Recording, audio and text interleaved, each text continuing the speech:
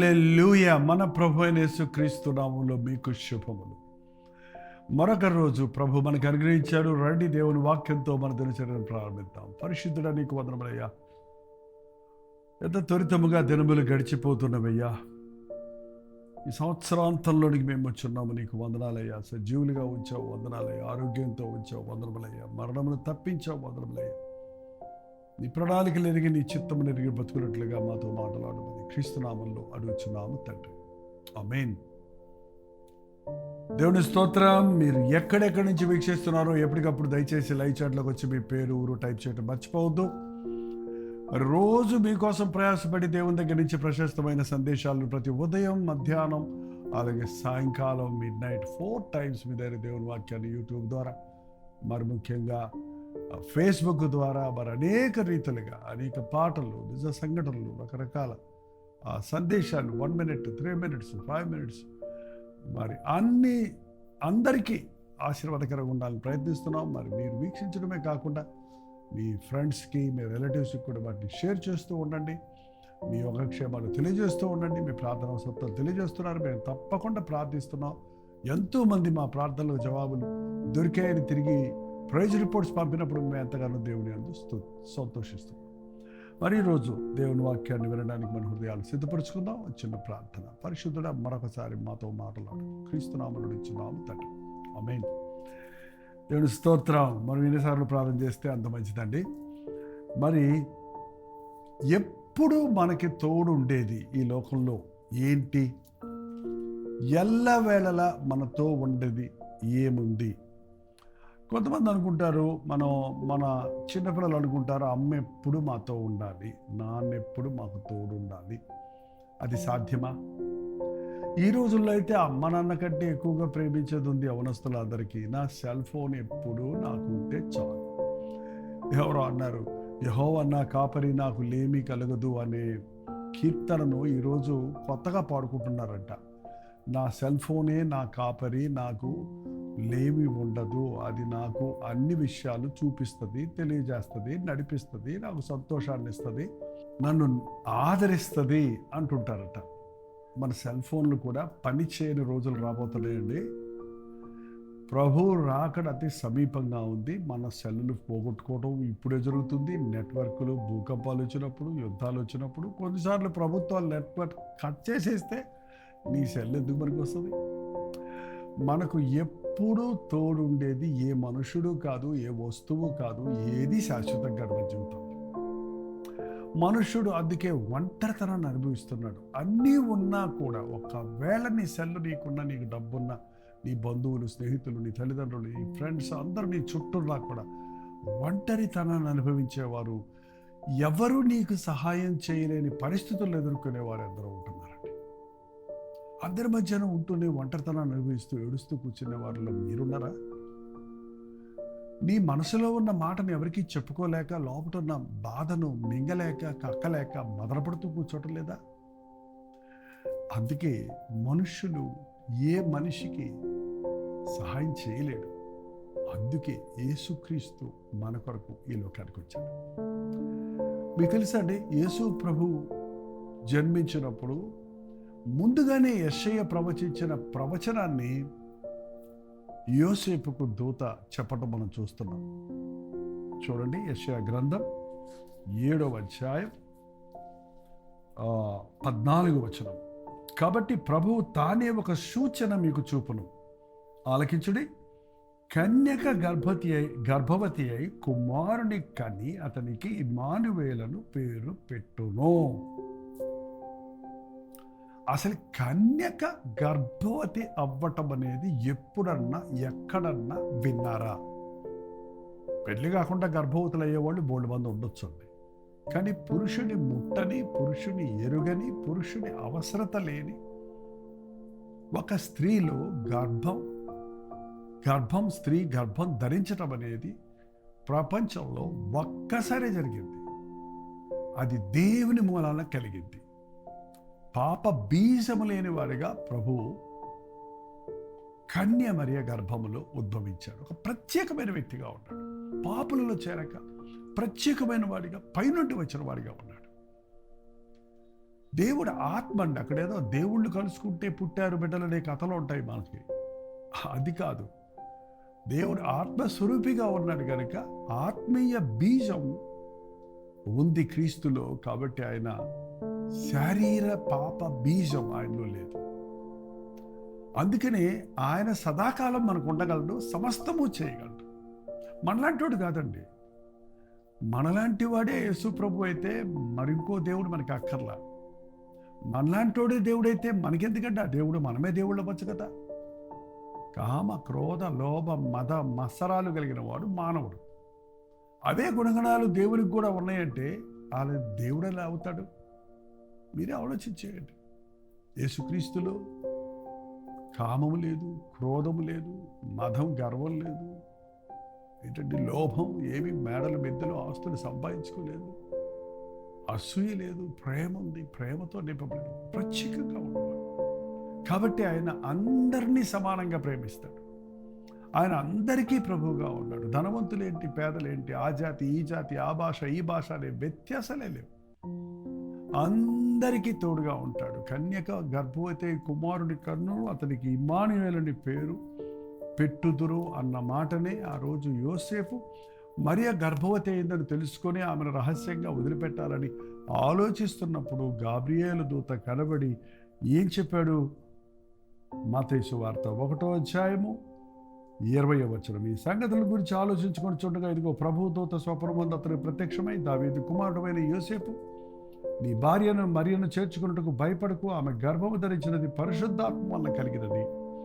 ఆమె యొక్క కుమారుని కనును తన ప్రజలను వారి పాపముల నుండి ఆయనే రక్షించును గనుక ఆయనకు యేసు అని పేరు పెట్టుదు.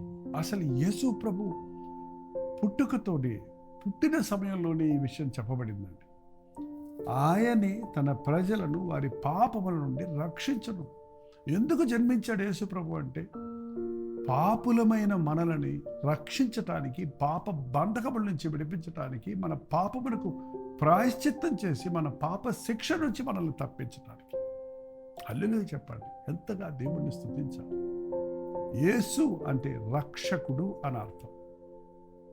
ఎప్పుడో 700 సంవత్సరాల ముందే ప్రవచించబడింది యేసు క్రీస్తు కన్య గర్భమున జన్మిస్తాడని. అలాగే 22వ వచనము, ఇదిగో కన్యక గర్భవతి కుమారుని కనును ఆయనకు ఇమ్మానుయేలుని పేరు పెట్టుదు అని ప్రభువు తన ప్రవక్త ద్వారా పలికిన మాటలు నెరవేరినట్లు ఇదంతయు జరిగెను. ఇమ్మానుయేలుని పేరునకు భాషాంతరములో దేవుడు మనకు తోడు అని అర్థమో. హల్లెలూయా. మనకు ఎప్పుడూ తోడుండేవాడు మన యేసు ప్రభు. మనతో ఉండేవాడు, మనలో ఉండేవాడు, మనల్ని కాపాడేవాడు, రక్షించేవాడు, ఆదరించేవాడు, ఓదార్చేవాడు, ఆయన రాజ్య వారసుడిగా చేసుకుని ఆయనతో నిరంతరం ఉండే భాగ్యాన్ని కలిగించిన వాడు మన ప్రభు అయిన యేసుక్రీస్తు. ఈ యేసుక్రీస్తు నీ ప్రభువుగా నీవు అంగీకరించావా? ఈయన నీ దేవుడిగా నీవు స్వీకరించావా? ఆయన గొప్ప వరం మనకి ఇవ్వబడిందని నిన్న విన్నాం కదా. ఆయన ఒక వరంగా మనకు దొరికాడు. మనం రక్షణ డబ్బులు ఇచ్చి కొనుక్కునేది కాదు. యేసుక్రీస్తు మన పాపాలు క్షమించడానికి డబ్బులు వసూలు చేయటం లేదు, రుసుము వసూలు చేయటం లేదండి.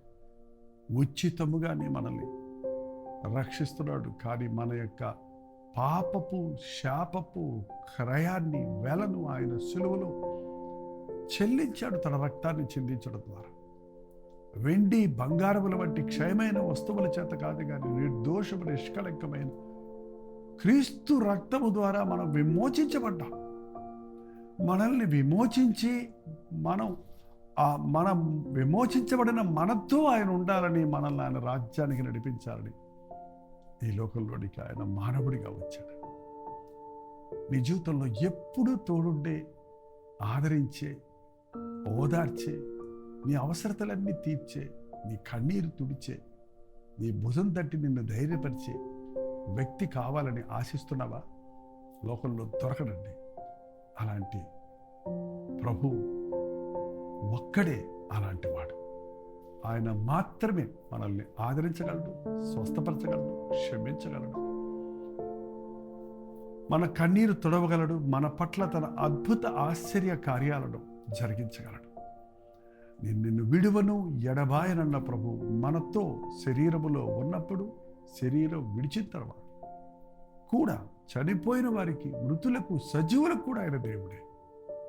ఈ లోకంలో ఉన్నంత వరకే కాదు ఆయన దేవుడు, ఈ లోకం విడిచిన తర్వాత మరెక్కువగా ఆయన మన ప్రభువుగా ఆయన సన్నిధిలో మనం ఉండబోతున్నాం. దేవుడు తన నాది సంకల్పము చొప్పున మానవుడు దేవుని ఆజ్ఞను మీరి దేవునికి దూరమైనప్పటి నుంచి దేవుని ప్రణాళికలు తగిన సమయంలో యేసుక్రీస్తుని లోకంలోనికి పంపించి మనకు తోడుండటానికి. ఆ రోజు శిష్యులు బెబ్బేలు పడిపోయారు. నేను మిమ్మల్ని విడిచి వెళ్ళిపోతున్నాను, పాపుల చేతికి అప్పగించబడతారు, నన్ను సులువు వేస్తారు, నేను 3వ దినం తిరిగి లేస్తానని చెప్పిన మాటలు వాళ్ళకి అర్థం కాలేదు. కానీ నువ్వు వెళ్ళిపోతే మేము ఎలాగా అనుకునే సమయంలో ప్రభువు మాట చెప్పాడు, నేను మిమ్మల్ని అనాథలుగా విడువను, నేను వెళ్ళి ఆదరణకర్తను మీ కొరకు పంపిస్తాను, ఆయన మిమ్మల్ని సర్వసత్యంలోనికి నడిపిస్తాడు. అవును, ఈ రోజున పరిశుద్ధాత్ముడు మనకు తోడున్నాడండి. ఆ రోజు యేసుక్రీస్తు శరీరధారిగా ఉన్నప్పుడు గలిలయలో ఉంటే నజరేతులో లేడు, నజరేతులో ఉంటే యెరూషలేములో ఉండలేడు, ఎందుకంటే శరీరానికి కట్టుబడి ఉన్నారు కనుక. ఇప్పుడు ఆత్మస్వరూపి అయిన దేవుడు ఎక్కడ 2-3 నామములో కలిసి ప్రార్థిస్తారు అక్కడ ఉంటారట. ఒకే సమయంలో అన్ని చోట్ల ఉండగలిగిన, అందరి హృదయాలలో ఉండగలిగిన, అందరి ప్రార్థన వినగలిగిన, అందరి అవసరతలు తీర్చగలిగినంత సర్వోన్నతుడైన దేవుడు అండి మన యేసు ప్రభు. ఈ గొప్ప దేవునిని నీవు విశ్వసిస్తే, ఈ గొప్ప ప్రభు దగ్గర నీ హృదయాన్ని కుమ్మరిస్తే, ఈ ప్రభువు తోడున్నాడని నీవు నమ్మితే నీ జీవితంలో గొప్ప విజయాలు చూస్తావు, ఆదరణ చూస్తావు. ఈ లోకంలో ఉన్నంత వరకు నేను ఒంటరిని కాను, నా ప్రభువు నన్ను విడువని ఎడబాయనన్నాడు, నాకు ఆయన తోడున్నాడు అన్న ధైర్యంతో సాగలుగుతాం. ఎస్, కష్టాలు వస్తాయండి, శ్రమలు వస్తాయి, పోరాటాలు వస్తాయి, భయాలు కలుగుతాయి. కానీ ప్రభు నీకు తోడున్నప్పుడు ప్రభువా అంటే చాలు, మరుక్షణంలోనే నీకు విడుదల కలుగు చేస్తాడు. ఆపత్కాలంలో నువ్వు నాకు మొరపెట్టు, నేను నీకు ఉత్తరం ఇస్తానన్న ప్రభు. నీవు ఎక్కడ ఉన్నా, ఒంటరిగా ఉన్నా, బాధలో ఉన్నా, వేదనలో ఉన్నా, సమస్యలో ఉన్నా, మనుషులందరూ విడిచిపెట్టిన స్థితిలో ఉన్నా, తలుపులు తాళలేస్తున్నా, చెరసాలలో ఉన్న, అగ్నిగుండంలో ఉన్న, సింహాల బోనులో ఉన్న దేవుడు తోడున్నాడు. ఆ రోజు దేవుడు దానియేలుకు తోడున్నాడు సింహాల బోనులో, శద్రకు మెషకు అబేద్నెగోలకు తోడున్నాడు అగ్నిగుండములో. దేవుడు యోసేపుకు తోడున్నాడు చెరసాలలో, ఆ గోతిలో కూడా. ఇలా చూసి చెప్పుకుంటూ పోతే మనం ఎంతో మంది భక్తులు ఎలా ఆదరించబడ్డారో చూస్తే ఈరోజు మనం బెబ్బేలు పడకుండా మరింత ఎక్కువగా మన యేసు ప్రభు, చూడు మన అరచేతుల్లో నిన్ను చెక్కుకున్నారన్న ప్రభు మనకు తోడున్నాడని నమ్ముదాం. ఆయన ఇచ్చే ఆదరణను పొందుదాం, ఆయన యందు ఆనందిద్దాం. ప్రార్థన. పరిశుద్ధుడ ప్రేమగల తండ్రి,